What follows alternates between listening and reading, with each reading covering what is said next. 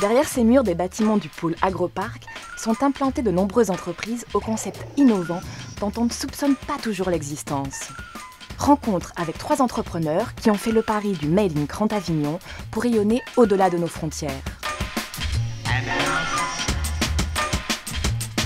SD est une société que nous avons créée en 2005 qui développe et commercialise des implants pour la chirurgie orthopédique et plus particulièrement pour la chirurgie de la colonne vertébrale et la chirurgie des extrémités, c'est-à-dire la main et le pied. L'entreprise est installée sur Avignon, sur la zone d'Agroparc depuis 2006. Dans le domaine médical, on est sur le Vaucluse, sur ce type d'implant, on est les seuls à ma connaissance. Les produits sont conçus ici, dans le bureau d'études. La production est externalisée chez des sous-traitants en France et en Suisse.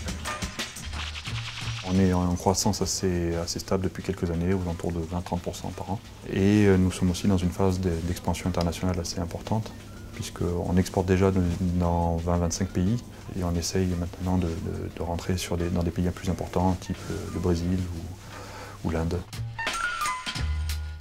Si le secteur des équipements médicaux français a une excellente réputation à l'export, c'est aussi le cas de la Provence et des cosmétiques.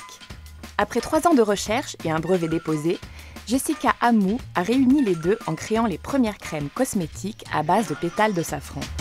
J'étais responsable développement dans des entreprises cosmétiques et j'ai rencontré un safranier en Provence et du coup j'ai trouvé ça intéressant de travailler sur cette fleur, donc une gamme de soins en fait est née.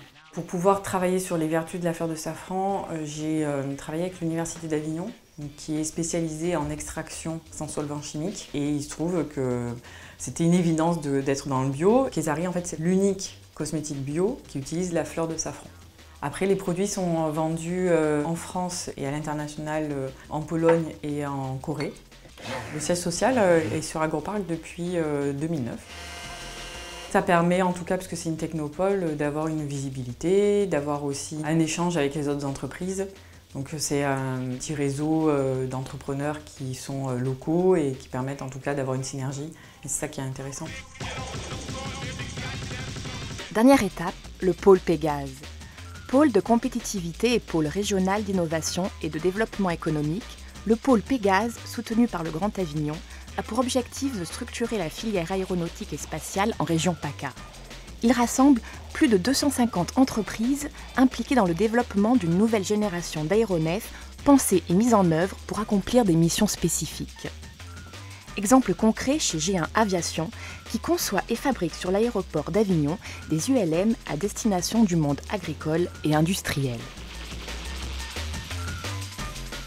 G1 Aviation est né en l'année 2006, suite à la reprise d'une entreprise qui était en difficulté financière. Donc ici, il y a 5 personnes qui travaillent en permanence. Tout est fabriqué par G1. L'acier, l'alu, ici sur le pôle Pégase. C'est vraiment français.